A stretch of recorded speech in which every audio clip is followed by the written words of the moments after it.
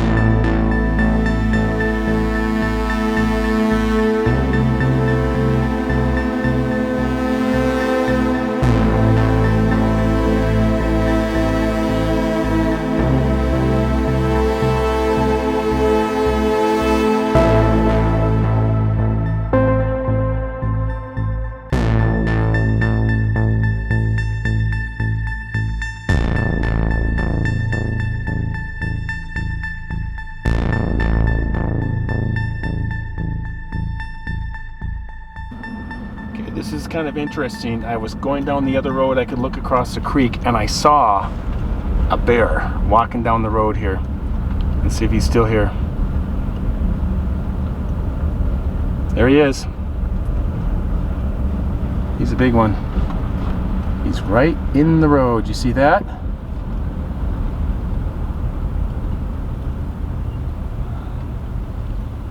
There he goes.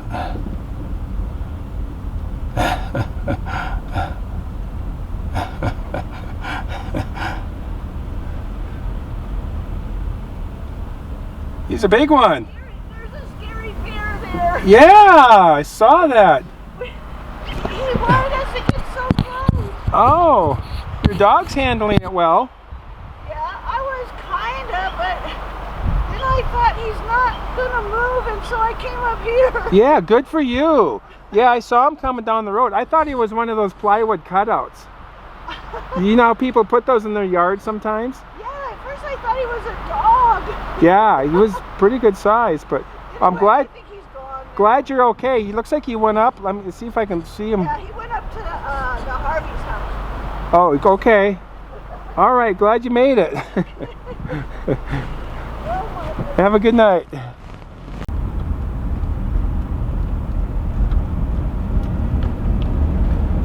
Just entered the National Forest here, south of Carson City, and we've had a big storm system coming through tonight. And I was going to do my video tonight at the Cedar Grove, and I went to the trailhead, and it was just blasting. The wind was blasting. I could see snow up above, and there's going to be rain in the forecast for the evening. So I thought, okay, I got to know when to bag it. And you guys are kind of telling me that too, with me being way back there in the night and by myself and all that. So I think what I'm going to do is just find a place that's alongside the road here, next to a creek. I can pop down, drop my beer in there, and we can do a story right there from the roadside. I got a great forest that I'm in, just looking for a nice place to pull over.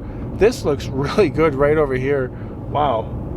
And yeah, that's what we're doing. So the story's coming up here. I just got to find a spot to tell the tale from.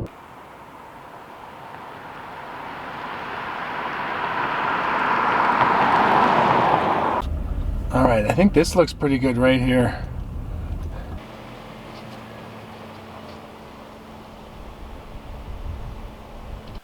Okay, so for tonight's beer, This is pretty interesting. It's called the Fog Cutter Double IPA. Perfect beer for a kind of a windy, rainy night in the woods. And it's by the Lost Coast Brewery out of Northern California along the coast there. So, all right, let's go drop that in the creek.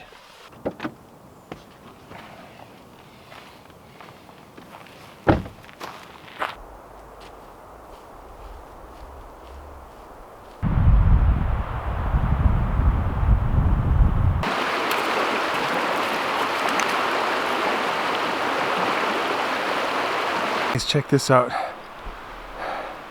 Really not sure what this is. It's pretty crazy looking though.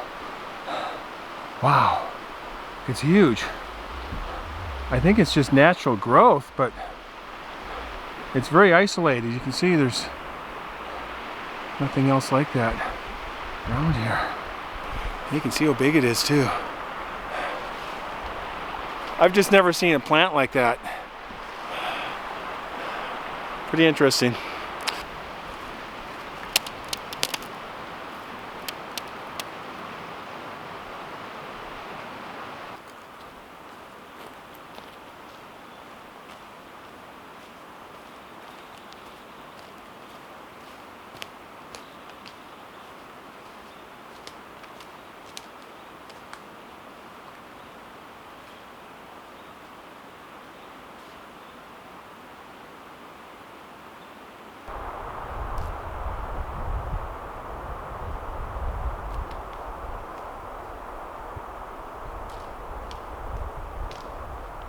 Okay, so I just took the beer, dropped it in for about 6 minutes, let it cool off. So saves me a trip having to go back down there and to get the beer because it's pitch black down there now. So the sun was dropping fast. It was getting really dark in there quickly. So cheers.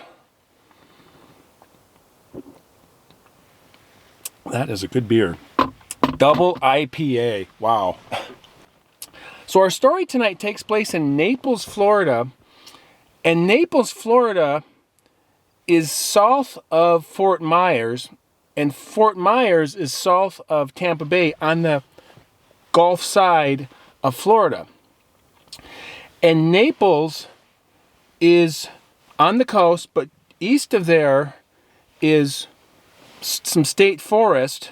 And then just beyond that is the big Cypress National Preserve, an enormous area of swamps, bogs, grasslands, and tropical forests. And then beyond that, east and south of there, is the Everglades National Park.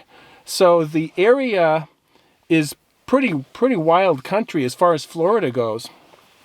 So we have 3 boys in 2010 named Dustin, Wade, and Pete, and they were going to spend the night at their at Dustin's Uncle Bob, his property outside of Naples, kind of rural, on a rural road out there.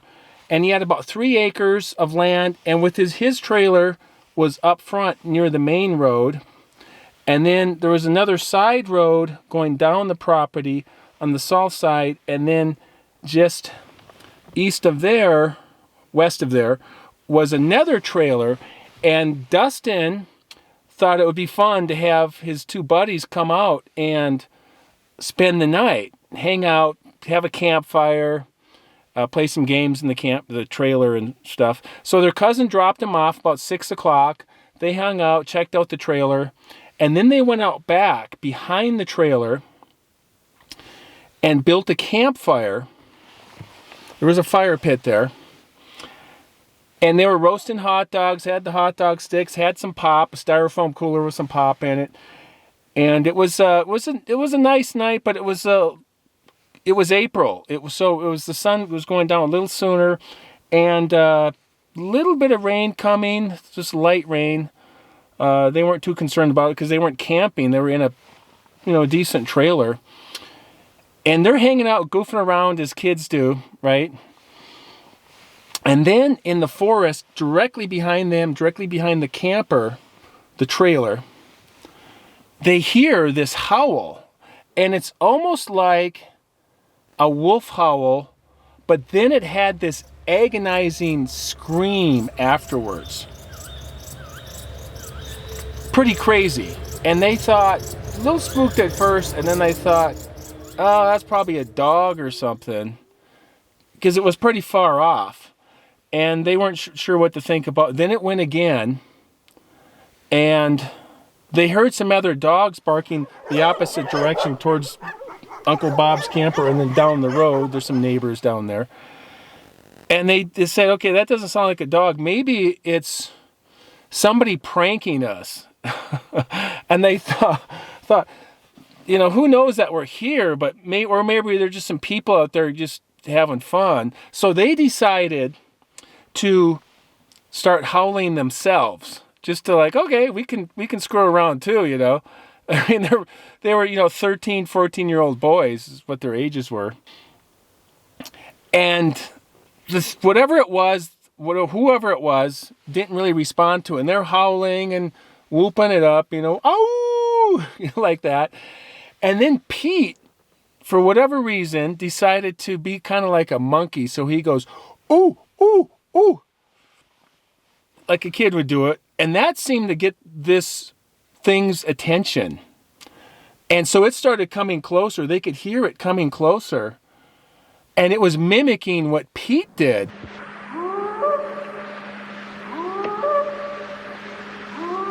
And they were like, okay, this is getting interesting really quickly here. Wow. And right at that time, when it was kind of responded to them, they heard another one to the east of them on the other side of the road that comes down from Uncle Bob's place. And they're in the back of the property. On the other side of the road, that direction, now there was another one from that way. And they both sounded like they were getting a little bit closer and a little bit closer. And they could hear stuff in the woods now at this point. And they didn't say anything. They stopped with what they were doing, the mimicking it or whatever. And they just looked at each other. And then they just ran. They kind of knew this is a little more than we want to deal with. And so they headed straight for the trailer, around the side of the trailer, and they hit the long driveway. And it's quite a ways up because this is a 3-acre lot here. And it's kind of narrow and then kind of long, very long. So they ran up the road, the driveway, to Uncle Bob's trailer. All got on the porch, pounding on the front door. Uncle Bob was sitting right inside watching TV, single guy. And he opens up the door and they're like all excited. And what's going on, kids? What's going on? And they're like, oh, they told him the whole thing. And he just kind of went, it's probably just somebody messing with you. And they were like, okay. They don't live there, so they weren't used to what sounds to expect, what they would normally hear. And so they kind of went with it and decided, okay, well, I guess we're okay then. And the boys got their confidence back. They started walking down the road back to the trailer in the back end of the property. And they decided to go to the end of the road where it cul-de-sacs, dead ends, and kind of see if this thing is still there, right? They're boys and they feel pretty cocky still. They were facing the woods this way, kind of where the campfire was, and they started doing the howling and the whooping again. And really almost immediately behind them, in the woods behind them on the other side of the cul-de-sac, dead end, they heard something coming through the brush, the forest. And it was stomping its feet, and you could hear it breaking branches, just snapping branches. And they're like, oh, wow. They're pretty impressive. They think somebody's really messing with them. And so the boys decided to start throwing rocks and sticks into the forest towards the direction of the sound that they were hearing. And before they knew it, there was rocks coming back out of the forest. They couldn't see what was throwing it, who was throwing it. Sure enough, a larger one came out, about so big, came flying up pretty high and landed right in front of them, like it was intended to hit them. That really kind of freaked them out, really concerned, because that could have broke their leg or their foot or worse, right? And so then this thing instantly starts growling and grunting, and then they can hear trees being pulled down right in the forest, and they could hear them kind of being like ripped out. And this is not a person, right? This is something bigger going on here, and they really freaked out this time. They beelined it straight to the trailer. It wasn't too far away. Went into the trailer, went to the back of the trailer, to the bedroom, locked the door, all got into the bed, got under the covers, and just were like hiding. And it was raining at this point. It had started off misting and then kind of light rain. It was a little bit more substantial rain.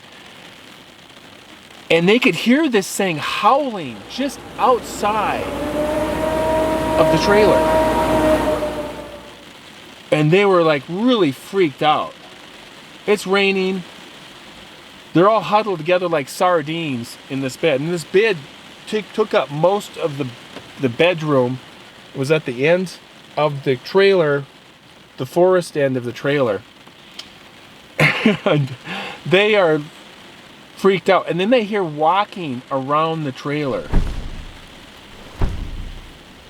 And something like brushing against the side of the trailer. So the boys are in the trailer for about 45 minutes, almost an hour. It's been quiet, still raining. And they're starting to have this debate about somebody needs to go up to that window right over there and look out and at least see what's going on. And they all kind of, said, it's dark inside, and if you look outside, whatever's outside can't really see because it's dark, right? But it's a little bit lighter outside. So Dustin relents to this and says, okay, I can do it. It's my uncle's property. I brought you guys out here to have a good time, and I should be the one. So he rolls back the covers, crawls across the bed, goes to the window, and all he has to do is just kneel, because the bed takes up most of the room. And so he doesn't have to get out of the bed. So he just kneels and just kind of gets up and takes the bottom of the blinds and lifts it up. He doesn't want to grab the string. Those strings, you pull them and the whole thing gets all wonky. And I hate those things. And he takes the corner of the blind and he lifts it up. And he's relieved to see a reflection of his face in the window. And he can clearly see his eyes and his face. And he tilts his head, and sure enough, the reflection tilts. And he's like, okay. Lowers the blind. Crawls back across the bed. Gets in the middle. And Wade and Pete. And they said, what'd you see? What'd you see? Dude, tell us, man. And he said, I really didn't see anything. I just saw my reflection. Could see my eyes and my face. And they're like, okay. All right. And about 3 minutes go by, and Pete, he's a pretty smart kid. He says, hold on. Dude, that can't be. That can't be. You have to have a light source to see your reflection. It can't be pitch black and you have a reflection in the glass. And Dustin's like, oh yeah, I think you're right. Okay. And they say, go check it out again.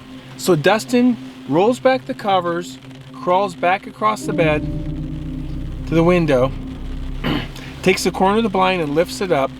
And this time, he clearly can see the trees and the bushes in the backyard of the property. And he's just, at this moment, it just hits him And he's just mortified about what he had actually been looking at. What he thought was his reflection, he now realized he was looking directly into the eyes of the very thing they were afraid of. And this trailer was 7 feet high. The window of the trailer, the bottom of the window was 7 feet high. And whatever this thing was, it was bigger than that. And Dustin lowers the blinds, and the emotion and of the impact of the moment, of the realization of what he was really looking at, hit him really hard. And he got really emotional. He started crying, not outright bawling and, you know, making a scene or anything. He was just overcome with emotion. He quickly crawls back, gets under the covers, and Pete and Wade are like, "What'd you see? What'd you see?" And he goes, I just saw the yard. I just saw the yard. That's all I saw, the yard. And then they all realized that he had looked directly into the eyes of this thing that was just a foot away, less than a foot away on the other side of the glass of the window. And they're just like, we got to get through this night. We just got to get through this. And so they huddled together, fell in and out of sleep the rest of the night, still raining. Finally, the sun comes up. Cousin comes about 8:30 in the morning, picks him up.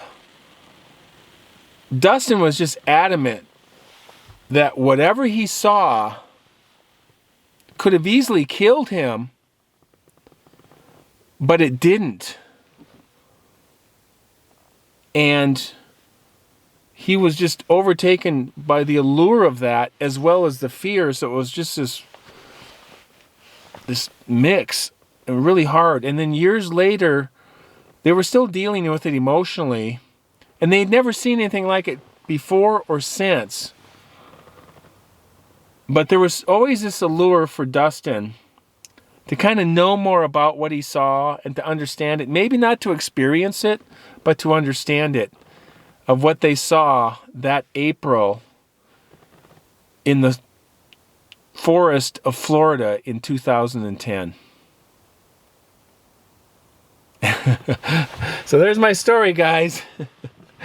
I picked a really remote stretch of highway. There has not been a single car. I'm next to the highway here. There's not been a single car. And the wind is picked up. I mean, it's windy out there. And it hasn't been raining. The moon came out. So it's a little kind of a interesting forest. Fortunately, I don't have a mile hike to get out of here tonight.